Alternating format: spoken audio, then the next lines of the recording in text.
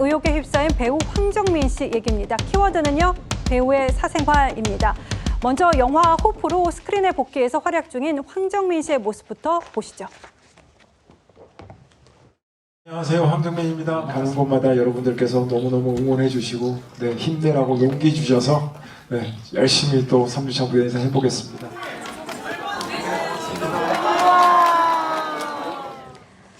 네, 배우 황정민 씨의 사생활을 폭로하는 글이 올라왔습니다. 놀라운 거는요, 이 폭로자가 황정민 씨와 불륜 관계였다고 주장하는 당사자였던 건데요. 자, 최보윤 기자님, 이게 지금 무슨 일입니까? 네, 그 28일 날 그 소셜미디어에 한 여성이 자신이 황정민 씨와 굉장히 깊은 관계였다라는 내용의 그 글을 올리게 됩니다. 네. 근데 사실은 이게 2달 전부터 이 계정에 글이 올라왔었다고 하는데요. 호프 영화 시사회와 관련돼서 계정 폭파라고 하죠. 그래서 계정이 없었다가 그 전후로 없었다가 지금 다시 문제시 돼서 어제 굉장히 하루 종일 좀 시끄러웠습니다. 예, 그렇습니다. 우선 이 여성 A 씨의 폭로 내용부터 좀 짚고 황정민 씨의 반박도 차근차근 좀 풀어보도록 할 텐데, 논란이 급격하게 거세진 게 당사자가 음성 파일까지 공개를 했기 때문인데, 이 음성 파일은 또 어떤 내용이었습니까? 네, 그렇습니다. 음성 파일을 보면은 안아보고 싶다. 안아보고 싶지.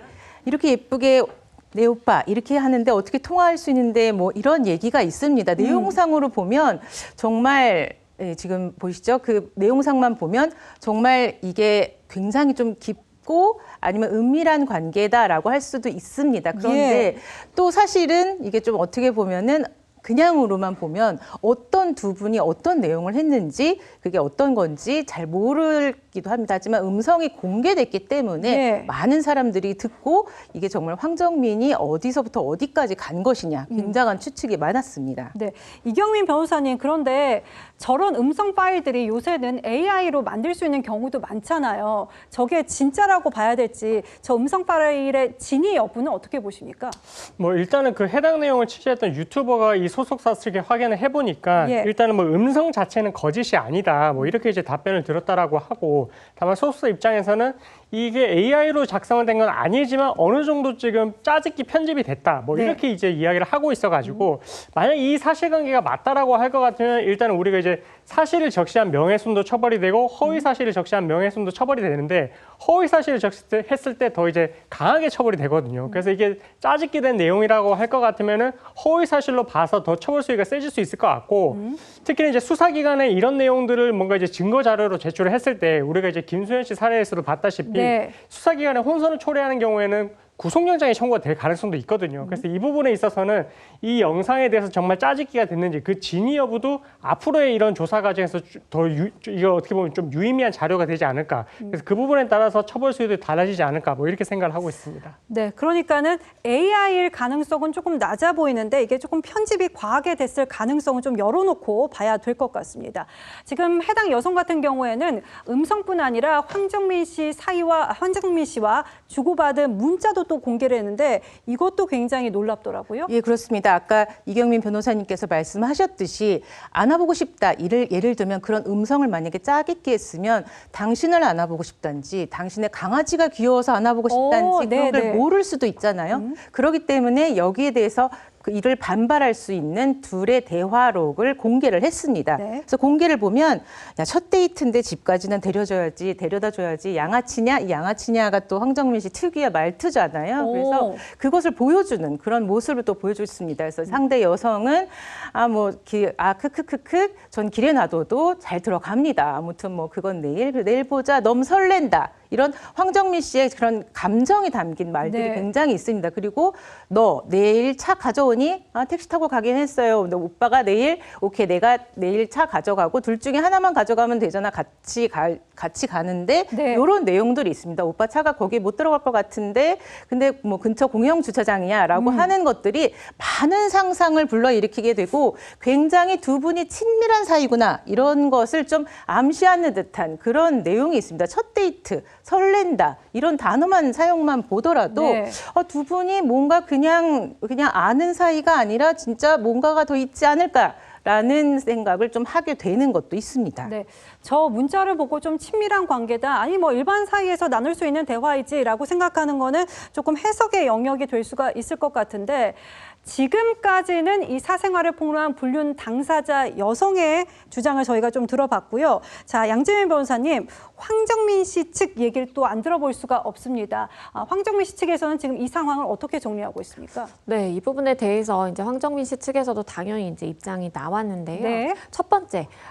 이 여성의 경우에는 스토킹 범죄의 피의자다라고 이야기를 했습니다. 그러면서 지속적으로 이러한 괴롭힘이 과거부터 있어 왔고 이 부분에 대해서 형사 고소를 실제 진행을 했고 예. 그리고 접근 금지라든지 이런 잠정 조치가 이미 내려진 바 있다. 그리고 이 여성에 대해서는 실제로 300만 원의 이제 약식 기소 명령이 내려진 그런 상황이었기 때문에 사실상의 범죄 피해자가 황정민 씨가 될 수 있고 피의자, 가해자가 이 여성이 될 수 있다라는 취지의 내용의 입장을 밝히기도 했고요. 다만 이러한 입장이 나오다 보니까 이 여성의 경우에는 이 관계를 지속하다가 관계를 끝맺음을 할 그 당시에 네. 한 번만 좀 만나고 관계를 끝내자라는 취지로 계속해서 만남을 요청하다 보니까 그 요청한 부분에 대해서 내가 스토킹으로 인정을 억울하게 받은 것이다라고 이야기를 하고 있는 상황이고요. 예. 다만 이제 사실관계는 300만 원의 일단 약식 기소가 있었던 것은 사실입니다. 예. 근데 여성은 이것에 불복해서 정식 재판을 받아보겠다라고 하고 있는 상황이고 또한 황정민 씨를 상대로 해서 민사 손해배상 청구도 또 진행을 한 바 있다라고 합니다. 그렇기 때문에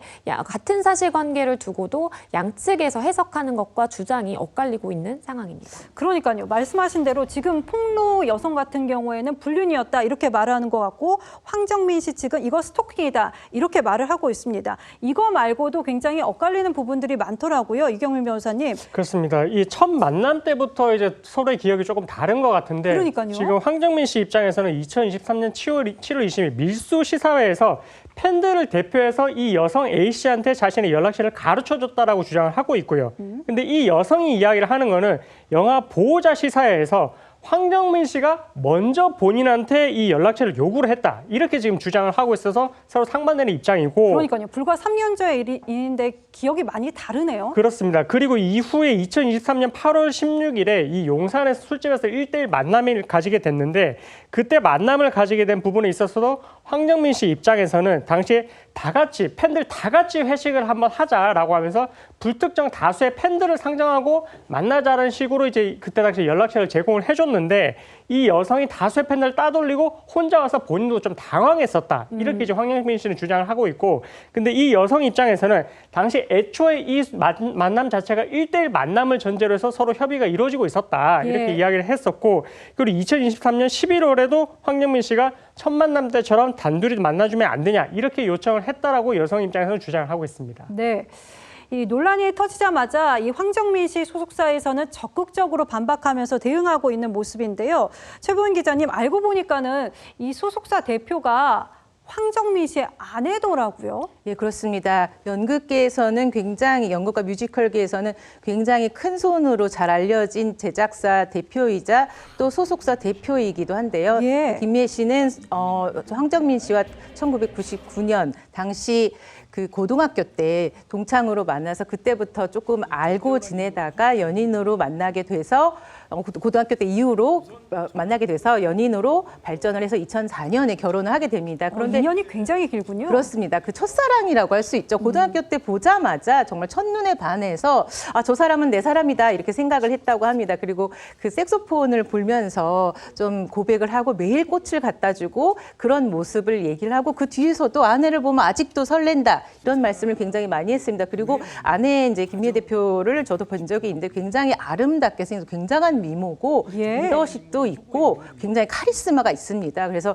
이제 황정민 씨를 좀 이렇게 리드하면서 서로 조율하면서 서로 같이 이제 이런 연극이나 영화나 이런 데서 서로의 그런 작품성이나 이런 의견을 좀 나누지 않았나 이런 생각이 들고요. 2024년에서 황정민 씨가 영화계에서 큰 상을 받을 때 내 소속사 대표이자 제작자인 김미애 씨 정말 사랑한다 이렇게 얘기를 소상소감으로 얘기를 해서 밥상 이후로 정말 역대 최고의 소상소감이라는 사랑꾼의 면모를 많이 보였기 때문에 네. 이번 사건이 정말 또 어떻게 된 것인가 이런 또 논란이 있는 것 같기도 합니다. 하지만 소속사에서 저렇게 적극적으로 이제 방어를 하고 있고 아니라고 부인을 하고 있고 여러 가지 정황 증거들이 나타나고 있잖아요. 그래서 앞으로 좀 더 지켜봐야 될 것 같습니다. 네. 지난해 연극 제작 발표회에서 아내에 대한 각별한 애정을 드러냈던 황정민 씨의 모습도 잠시 보고 올까요?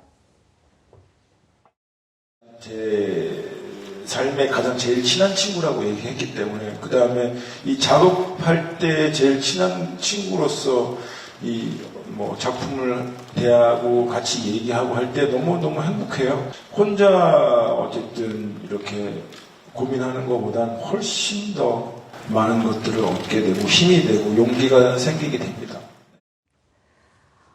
네, 지금 논란의 진위를 떠나서 가족들도 상처일 수밖에 없는 상황인데 이 불륜을 주장한 여성이 황정민 씨의 아들에게까지 접촉을 했다고 하더라고요. 이건 또 무슨 얘기입니까? 그러니까 황정민 씨의 아들이 이제 당시 미성년자였을 당시에 네. 이 여성이 아무래도 황정민 씨와의 관계가 이제 단절이 되고 그 이후에 소속사로도 연락을 취해봤지만 이게 이제 여의치 않다 보니까 SNS를 통해서 개인 메시지를 아들에게 보낸 겁니다. 그런 것이 드러나면서 사실 많은 누리꾼들이 아니 미성년자인 자녀에게까지 이렇게 연락을 취하는 건 너무 과도하다라는 이제 비판의 목소리가 있는 것이 사실이고요.